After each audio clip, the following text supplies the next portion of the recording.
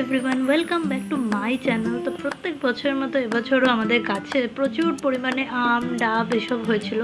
তো প্রত্যেক বছরের মধ্যে এবছরও আমার মা সেই সব আমগুলো দিয়ে বিভিন্ন রকমের আচার বানিয়ে নিয়েছে, যার মধ্যে এইটা হচ্ছে ঘষা আচার, যেটা সবথেকে ফেমাস। এটা হচ্ছে প্রত্যেকে, আমার বাবার দিকের ফ্যামিলি, মায়ের দিকের ফ্যামিলিতে প্রত্যেকে এটা খেতে, মায়ের হাতের এই ঘষা আচার খেতে প্রচণ্ড ভালোবাসে। তো সেই আচারগুলো আজকে তোমাদের সাথে শেয়ার করলাম। তো কী কী ইনগ্রেডিয়েন্টস আছে সেটা মায়ের থেকে মা বলে দিচ্ছিলো, তোমাদের সাথে আমি শেয়ার করছি। তো তোমরা কে কে আচার খেতে ভালোবাসো, কী কী আচার খাও, অবশ্যই নিচে কমেন্ট করে জানিও। আমার সবথেকে ফেভারিট হচ্ছে এই ঘষা আচারটা। এটা হচ্ছে সেই ঘষা আচার যেটা সর্ষের তেল, নুন, হলুদ, 5 রকম মশলা দিয়ে তৈরি। এটা হচ্ছে গুড় আচার, যেটা আম, গুড় আর চিনি দিয়ে তৈরি।